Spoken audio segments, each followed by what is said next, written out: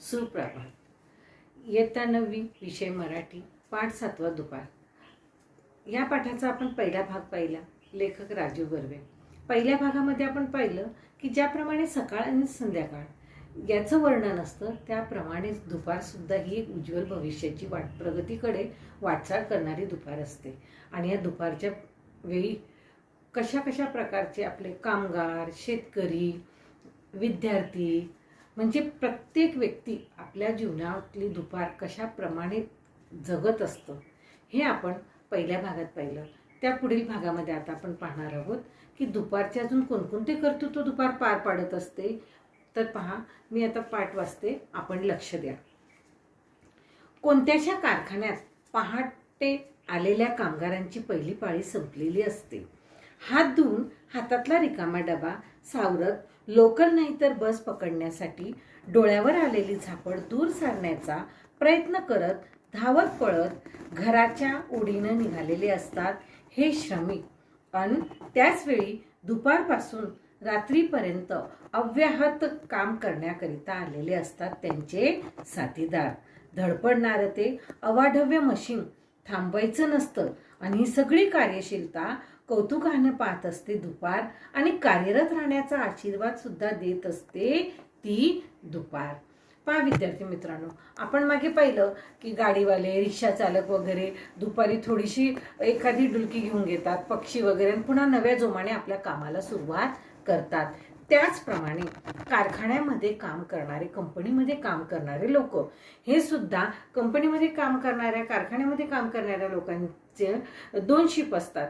मग पहिली पाळी संपल्यानंतर, पहिली शिफ्ट संपल्यानंतर दुसरी शिफ्टचे काम करणारे जे लोक जेव्हा येतात तेव्हा हे पहिली शिफ्टचे जे लोक असतात ते धावपळ करत, म्हणजे आळस बाजूला टाकून, थकवा बाजूला टाकून धावपळ करत त्यांना घरी जाण्याची ओढ लागलेली असते आणि धावपळ करत ते बस, लोकल, गाडी जे काही असेल ते पकडण्याचा प्रयत्न करून घरी पोचण्याचा त्यांचा प्रयत्न असतो. तर त्याच वेळेस पुन्हा त्यांचे साथीदार जे सेकंड शिफ्टसाठी आलेले असतात, रात्रपाळीसाठी, ते धावपळ करत येत असतात लोकल, गाडी वगैरे, बस वगैरे पकडून की आपली वेळ चुकायला नको आणि आपलं जे अवाढव्य मशीन आहे ते बंद पडायला नको. कारण हे एक शिफ्टचे लोक गेले की लगेच दुसऱ्या शिफ्टचे लोक ते मशीन सांभाळतात आणि अशा पद्धतीने 24 तास हे काम सतत सुरू असतं. म्हणजे हे सर्व काम केवळ दुपारी तर सुरू असतातच, पण काही कंपन्या, कारखान्यांमध्ये रात्री सुद्धा कामं सुरू असतात. आणि प्रत्येकाला काम केल्यानंतर घरी जाण्याची ओढ असते आणि प्रत्येक जण त्या ओढीने घरी जाण्याचा प्रयत्न करत असतो आणि तेवढ्याच नव्या जोमाने कामावर येण्याचा सुद्धा प्रयत्न करत असतात. तर आता पुढे पाहूया. मधल्या सुट्टीत वर्गातून आरडाओरडत धूम ठोकणाऱ्या पोरांना कोण आनंद झालेला असतो या छोट्याशा सुट्टीचा. आणि आईनं काय डब्यात दिलंय याची उत्सुकता तर आता अगदी शिंगेला पोचलेली असते. नेमका आज त्यांचा आवडता डबा असतो आणि तो पटापट खाऊन हात धुवून वर्ग सुरू व्हायच्या राहिलेल्या थोड्या वेळात त्यांना थोडा खेळ आणि मस्ती सुद्धा त्यांनी केलेली असते. दुपार मोठ्या गमतीनं रोजरोजी शाळेतल्या मधल्या सुट्टीचा आनंद घेत असते.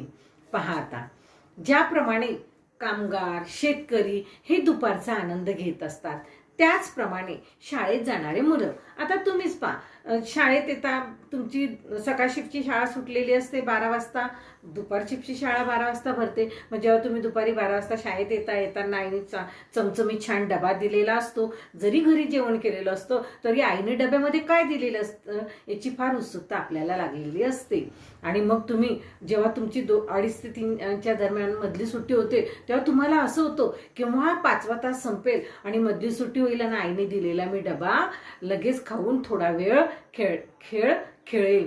आणि काही तर तुमच्यासारखे, म्हणजे बरेच काही तर मधली सुट्टी व्हायची सुद्धा वाट पाहत नाही. 1 तास संपला, दुसऱ्या तासाचे शिक्षक येत नाही तोपर्यंत हळूच काढायचं, 1 घास खायचा, हळूच काढायचं, 1 घास खायचं, असं करत करत संपूर्ण तो डबा संपवून देतात. म्हणजे मधली सुट्टी येईपर्यंत डब्यात काहीच उरत नाही. म्हणजे ही शाळेतली आपली गंमत जम्मत झाली.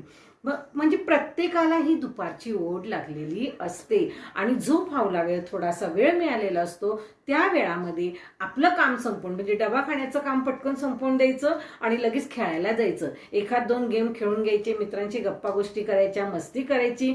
हा एक उत्साह तुमच्यामध्ये दुपारी कायमचाच असतो. आणि हे विद्यार्थी जसे जे आपलं जीवन आहे यामध्ये तो उत्साह तुम्ही आनंदाने घेत असतात.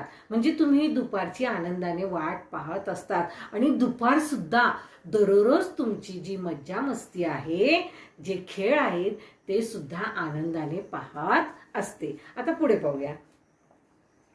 शहरातल्या निरनिराळ्या कार्यालयातल्या लेखनिकांचे आणि हिशोब तपासनिकांचे लक्ष हातातल्या नाही तर भिंतीवरच्या घड्याळाकडे लागलेले असते. केव्हाचे 1:30 होत आहेत. पोटात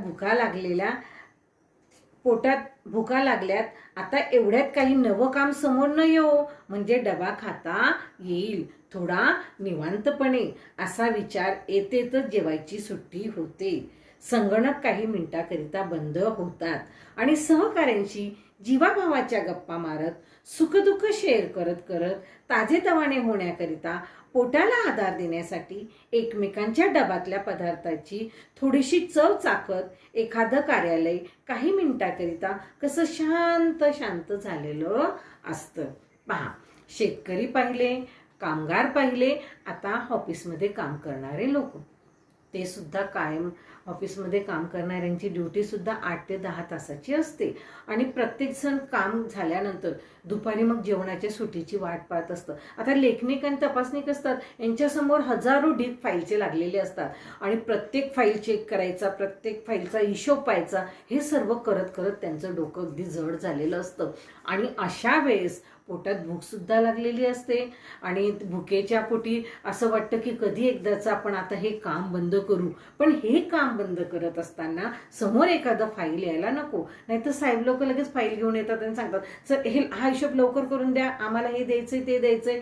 आणि मग अशा वेळेस मात्र भूक मोड होऊन जाते. म्हणून प्रत्येकाला वाटतं की कधी एकदाच जेवणाची वेळ होते आणि जेवणाची वेळ होण्याच्या आधी एखादं काम जवळ यायला नको की जेणेकरून 2 घास सुखाने निवांतपणे खाता येतील. मित्र जे ऑफिसमधले आपले सहकारी असतात त्यांच्याशी गप्पा सुखदुःखाच्या गप्पा करता येतील, एकमेकांच्या डब्यातले वेगवेगळ्या पदार्थांची चव घेता येईल, एकमेकांचं सुखदुःख जाणता येईल आणि थोडासा निवांतपणा त्यामध्ये वाटेल. म्हणून सहसा दुपारी ऑफिस सुद्धा अगदी शांत शांत झालेले आपल्याला दिसतात. चला तर पुढे पाहूया. पोटाला आधार देण्यासाठी एकमेकांच्या डब्यातल्या पदार्थाची थोडीशी चव चाकत एखादं कार्यालय काही मिनिटाकरता कसं शांत झालेलं असतं. जेवणाची सुट्टी संपते, संगणक सुरू होतात, दुपार म्हणते उठा, आराम बस आणि पेन सरसावत नाहीतर संगणकाचा कीबोर्ड समोर ओढून घेत असतात. हेही आधुनिक श्रमजीवीच. कार्यालयात काम करता करता हळूच खुर्चीत थोडीशी डुलकी काढू या विचारानं कोणी डुलकी काढतोय आणि दुपार हसत हसत त्याला सुद्धा थोडंसं माफ करून टाकते.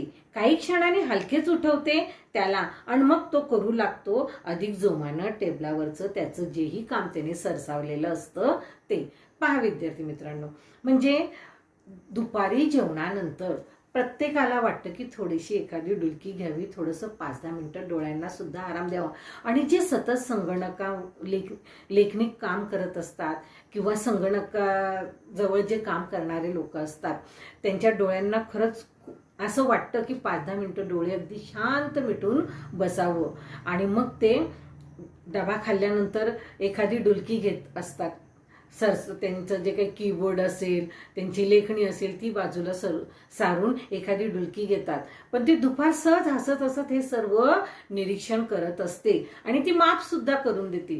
कारण दुपार यासाठीच असते की दुपारी आपण थोडा तरी आराम केलाच पाहिजे. कळत न कळत केलेला आराम म्हणजे ती असते दुपार आणि या सर्वांचं स्वागत करत असते ती दुपार. आता पुढे पाहूया. आणि हे सर्व झाल्यानंतर एखादी डुलकी घेतल्यानंतर थोडासा आराम केल्यानंतर पुन्हा डोळ्यांना चोळून डोळ्यातलं आपला जो काही आळस असतो तो बाजूला सारून नव्या जोमानं कामाला प्रत्येक व्यक्ती सुरुवात करत असते. असं वाटतं की जेव्हा ऑफिसची सुरुवात होते तेव्हाच कामाची सुरुवात झालेली आहे आणि नव्या जोमानं प्रत्येक व्यक्ती आपलं काम पुढे सरसावत असतं. दूरवर अथांग पसरलेल्या समुद्रालाही दुपार झालेली असते. मैलोगंती पसरलेलं समुद्राचं खारं पाणी चकाकत असतं, डोळे दिपून टाकत असतं भर दुपारी आणि दुपार खुणावत असते, बोलावत असते या पाण्यालाच आपल्या कवेत घ्यायला. गरम झालेलं तळपणारं पाणी मात्र प्रचंड ओढीनं वाफ होऊन आकाशाकडे झेपावतं आणि मग दुपार सुखावते. हे दृश्य पाहून सृष्टीचं हे चक्र असंच अव्याहत चालू असतं आणि त्यातली महत्वाची भूमिका पार पाडत असते ती दुपार. पहा, ज्याप्रमाणे पक्षी, शेतकरी, ऑफिस मधले लोक, कामगार, कंपनीतले कामगार, ऑफिस मधले लेखणी काम करणारे लोक, शाळेतले विद्यार्थी, प्रत्येकाला वाटतं की दुपारी थोडंसं आराम करावं. त्याचप्रमाणे अथांग पसरलेला समुद्र की ज्याचं पाणी भर दुपारी तापलेलं असतं आणि ते उन्हाने चकाकत असतं, त्या पाण्याला सुद्धा वाटतं की आता थोडा वेळ आपण आपला प्रवाह थांबवून शांतता घेतली पाहिजे. आणि सृष्टीचा, निसर्गाचा नियम आपल्याला माहिती आहे की जमिनीवरच्या समुद्राच्या पाण्याची वाफ होते, वरती आकाशात जाते, त्याचे ढग होतात आणि पुन्हा ते पाण्याच्या रूपाने आपल्या पृथ्वीवर पडत असतात, पावसाच्या रूपाने. हे निसर्गाचे चक्र आहे. पण हे निसर्गाचे चक्र सुद्धा भर दुपारी चालू असतं आणि प्रत्येक जण थोडा वेळ यासाठी शांतता घेत असतं. आणि या सर्व वेगवेगळ्या प्रकारच्या ज्याही काही भूमिका आहेत प्रत्येकाच्या, ह्या सर्व कधी पार पडत असतात तर त्या दुपारी पार पडत असतात. आणि ही दुपार ह्या प्रत्येकाचं आनंदाने स्वागत करत असते. आता पुढे पाहूया. कर्त्या घरातील कर्ती माणसं आपल्या आयुष्याच्या प्रश्नावर म्हणजेच आयुष्याच्या दुपारीच कर्तृत्वानं 4 पैसे आपल्यासाठी आणि पुढच्या पिढीसाठी गाठी बांधत असतात. त्या उद्योजकाची आयुष्यातली सकाळ, शिकण्याचा काळ आता संपलेला असतो आणि आयुष्याची संध्याकाळ व्हायच्या आत त्याला आपल्या आयुष्याच्या संध्याकाळची बेगमी याच आपल्या 40-50 वर्षाच्या काळात आपल्या आयुष्याच्या दुपारीच करून ठेवायची असते. बेगमी म्हणजे भविष्यासाठी केलेली तरतूद. बघा विद्यार्थी मित्रांनो, म्हणजे प्रत्येकाला दुपारी काही ना काही करावंसं वाटतं. त्याचप्रमाणे घरातले कर्ती माणसं हे सुद्धा सकाळपासून संध्याकाळपर्यंत काम करत असतात. 40-50 नंतर ते थोडे थकलेले असतात, तरी सुद्धा त्यांचं जे काही काम आहे ते चालूच असतं. आणि मग दिवसभर केलेल्या कामाचा आढावा म्हणून ते दुपारी थोडासा विचार करतात आणि त्यांनी केलेल्या कामाचा जोही काही मोबदला असेल, जीही काही रक्कम असेल तिची गाठ बांधतात म्हणजे काय, तर ती जमा करून ठेवतात, बचत करून ठेवतात. कशासाठी, तर उद्या आपल्या मुलांच्या भविष्यासाठी याचा उपयोग होईल. म्हणजे बेगमी म्हणजे भविष्याची चिंता ते करत असतात. आणि हे सुद्धा कधी होतं, भर दुपारीच होतं. म्हणजे प्रत्येक व्यक्ती हा दुपारच्या वेळी आपल्या प्रगतीचा काही ना काही उपयोग करत असतो आणि प्रगतीसाठी प्रयत्न करत असतो. आता पुढे पाहूया. आपल्या आयुष्याच्या दुपारीच करून ठेवायची असते. हे सुद्धा चक्र असंच चालू असतो. घरोघरी घरातली वृद्ध माणसं बिछाण्यावर पडून वामकुशी करता करता दुपारी विचार करत असतात आणि मागे बघत असतात. त्या दुपारच्या शांततेत आपण कमावल्याच्या आणि गमावल्याच्या बाबीचा मनात कुठेतरी पहुडल्या उजळणी चालू असते. वामकुशी म्हणजे दुपारी थोडा वेळ लोटल्यानंतर इकडची कुशी तिकडं करतात वृद्ध माणसं ते. तर बघा, मग हे वृद्ध माणसं काय करतात की आयुष्यभर त्यांनी जे काही कमवलेलं असतं आणि जे काही गमावलेलं असतं याचा जमा म्हणजे बेरीज वजाबाकीचा जो काही त्यांचा जो हिशोब आहे तो बिछाण्यावर पहुडल्या म्हणजे बिछाण्यावर लेटल्या त्याचा विचार करत असतात की आपण किती कमवून ठेवले आणि किती गमावले आणि आता जे कमवलं आहे त्यातून आपल्या मुलांसाठी काय उपयोग, त्याचा ते पुढे भविष्यासाठी काय उपयोग करतील याचा ते विचार करत असतात. म्हणजे दुपारचं हे जे काही कार्य आहे ते चालूच असतं. अशा पद्धतीने कुठेतरी भीतीची एखादी लकेरी मनात येऊन जाते भविष्याबद्दल. पण मग रोज रोज हा विचार करायचा तरी काय गरज? उद्याची दुपार पाहायला मिळणार आहे का नाही याचाही नको करायला विचार. जेव्हा जे व्हायचं ते होणारच आहे. आपण फक्त या दुपारचे प्रतिनिधी असा विचार करून मन शांत केल्यावर दुपार मग त्या दमल्या भागल्या जीवाला पुरेपूर विश्रांतीही घेऊ देते. आणि मनामध्ये असे चलबिचल मनामधल्या विचारांची देवाणघेवाण चलबिचल चालूच असते. आणि हे चलबिचल चालू असताना बऱ्याचदा विचार येतं, जाऊ दे, उद्याची काय चिंता करायची, आजमध्ये जीवन जगायचंय, आज काय केलेलं आहे ते बघूया, उद्या जेव्हा दुपार होईल तेव्हा प्रयत्न करूया, उद्याचं उद्या पाहिलं जाईल. म्हणजे एकीकडे मनाला भविष्यासाठी समजवायचं आणि एकीकडे पुन्हा तिथंच थांबायचं. वर्तमानमध्ये जगूया, जे आहे त्याच्यातच जगूया असा विचार करत करत मनामध्ये बेरीज वजाबाकी करत करत मनाला कुठेतरी शांतता देत पुन्हा विचार करायचा. आणि मग नंतर जाऊ द्या, आजची दुपार आहे ना, आज विश्रांती करूया, उद्याचं उद्या पाहूया असं म्हणून पुन्हा आपली दुपार तिचं कार्य करायला सुरुवात करत असते. आता पुढे पाहूया. हिमालयातील नाही तर दूर कुठेतरी अल्फाच्या पर्वताची बर्फाच्छादित गिरीशिखर तेजानं न्हावून निघतात. दुपारच्या काहिलीनं सुरू होते ते विघटन. एक निराळच काम दुपार करत असते. समुद्राच्या पाण्याची वाफ आणि आता डोंगरावरच्या बर्फाचं परत पाणी जणू दुपारच्या रौद्ररूपानं अचंबित होऊन डोलदार गिरीशिखर धापाच टाकू लागतात आणि फसवू लागतो तो डोंगर माथ्यावरून थेंबा थेंबाच्या रूपाने खाली धरतीकडे. पहा, शेतकऱ्यांची दुपार झाली, कामगारांची दुपार झाली, ऑफिसमधल्या लेखनिकांची दुपार झाली, शाळेतल्या विद्यार्थ्यांची दुपार झाली, वृद्ध लोकांची दुपार झाली, घरात काम करणाऱ्यांची दुपार झाली. आता दुपार होते ती कोणाची तर हिमालयाच्या बर्फाच्छादित पर्वतांची. हिमालयावर जसं बर्फ साचलेला असतो आणि भर दुपारच्या उन्हाने तो हळूहळू वितळत जातो आणि वितळून त्याचे थेंब पुन्हा पुन्हा कुठे येत राहतात, जमिनीवर येतात.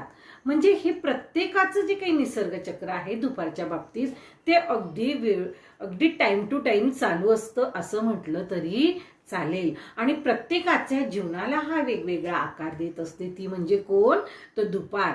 आणि ही दुपार प्रत्येकाला त्याचं जीवन जगण्याचं आणि प्रगतीकडे वाटचाल करण्याकडे नेत असते. आता पुढे पाहूया. जणू दुपारच्या रौद्ररूपानं अचंबित होऊन डोलदार गिरीशिखर धापास टाकू लागतात आणि फसवू लागतो तो डोंगर माथ्यावरून थेंबा थेंबाच्या रूपाने खाली धरतीकडे. म्हणजे तो बर्फ वितळून जे पाणी खाली धरतीकडे येत असतं ते. सगळीकडून येणाऱ्या त्या पाण्याचा मग ओहोळातून पुढे नदीला मिळते ते पाणी आणि पावसाचे थेंबही न थांबता ही जादूगर दुपार दुथडी भरून धावायला लागते त्या नदीला. शेतकरी सुकावतो, गहू नाही तर तांदळाचा आता दाणेदार पीक येईल म्हणून धन्यवाद देतो. दुपारनं आपलं काम चोख बजावलेलं असतं. पहा, म्हणजे मी तुम्हाला सुरुवातीला सांगितलं की ज्याप्रमाणे निसर्गाचं जलचक्र आपल्याला माहिती आहे, समुद्रातील पाण्याची वाफ होते, वर ते आकाशात जाते, त्याचे ढग होतात, ते ढगांना पुन्हा थोडी उष्णता लागली ते वितळतात, त्याचं पाणी जमिनीवर पडतं पावसाच्या रूपाने. त्याचप्रमाणे हिमालयावर जो बर्फाच्छादित हिमालय जो आहे त्याच्यावर जे काही दुपारचं ऊन पडतं ते उन्हाने ते बर्फ वितळतं, पुन्हा ते थेंब थेंब जमिनीवर येतात आणि मग ते नदी ओळमध्ये वाहू लागतात. नदीनं येणारं पाणी, पावसाचं येणारं पाणी आणि हळूहळू जेव्हा शेताकडे हे वळणाने जाणारं दुतर्फा पाणी वळणाने जेव्हा ते शेताकडे जातं तेव्हा शेतकऱ्याला खूप आनंद होतो. कारण तांदूळ पीक जेही काही लावलेलं असतं त्याला पाणी भेटेल आणि आता ते पीक चांगल्या पद्धतीने येईल. आणि पीक चांगलं आलं म्हणजे नक्कीच अन्नधान्य हे चांगलं मिळेल. म्हणजे मग आपला अन्नदाता जो शेतकरी आहे तो खूप आनंदित होतो. अशा पद्धतीने दुपारनं आपलं काम चोख बजावलेलं असतं. म्हणजे प्रत्येक ठिकाणी हे दुपारने आपलं काम कसं बजावलेलं असतं, अगदी चोखपणे बजावलेलं असतं. आणि म्हणूनच आता हा दुपार पाठ पाहिल्यानंतरच आपल्याला दुपारचं महत्त्व कळलंय. नाही तर आतापर्यंत आपण सकाळचा सुंदर देखावा, मी पाहिलेली पहाट, मी अनुभवलेली संध्याकाळ, मी पाहिलेला सूर्य मावळतीचा, अशा प्रकारचा आपण अनुभव घेत असतो. परंतु लेखक राजीव बर्वे यांनी जो आपल्याला दुपार पाठ दिलेला आहे, या दुपार म्हणजे आपल्या जीवनामध्ये आपल्याला दुपार दररोज कळते, आपण तिचा अनुभव सुद्धा घेत असतो. परंतु इतके सुंदर दुपार आणि दुपारचं कार्य इतकं छान कार्यरत आहे, हे आपल्याला हा पाठ पाहिल्यानंतरच जास्त प्रमाणामध्ये आपल्या लक्षात येतं. म्हणून ज्याप्रमाणे आपण सकाळचं स्वागत करतो, संध्याकाळचं स्वागत करतो, त्याचप्रमाणे आपण दुपारचं सुद्धा स्वागत केलं पाहिजे. कारण दुपारमुळेच आपण प्रगती पथावर जात असतो, प्रगतीची वाटचाल करत असतो. अशी ही कर्तृत्वान कोण आहे तर दुपार. पुढे पाहूया.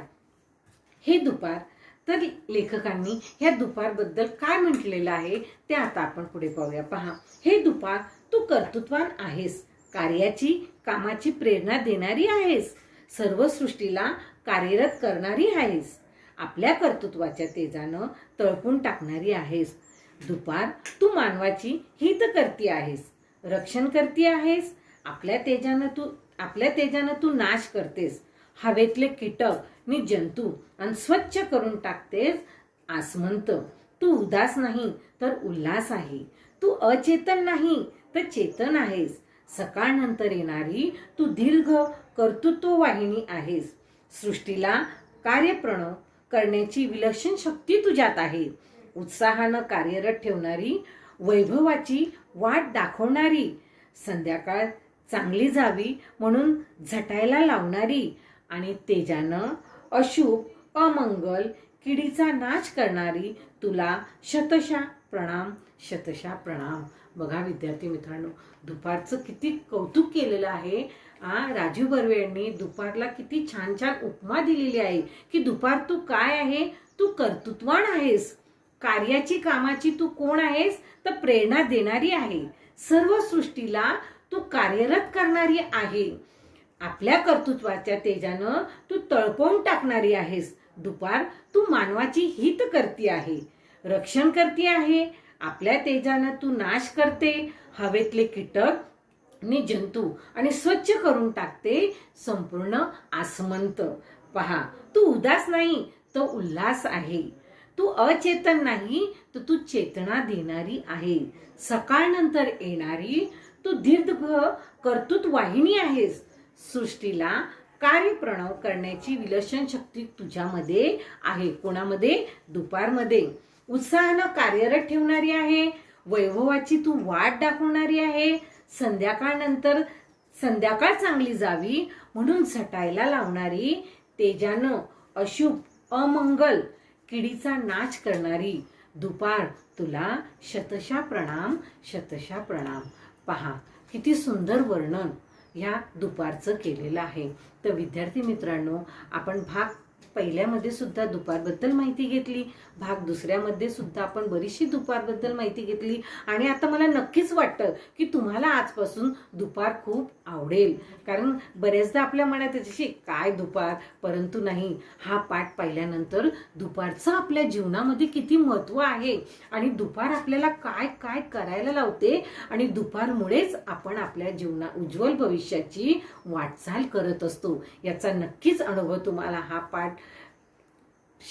पाठ पाहिल्यानंतर तुमच्या लक्षात आला असेल. पाठ 2-3 वेळा अगदी व्यवस्थित लक्षपूर्वक वाचायचा आहे. तुम्हाला जो काही स्वाध्याय दिला जाईल तो स्वाध्याय सोडवायचा आहे. तर आपला हा दुपार पाठ इथे संपलेला आहे. नमस्कार.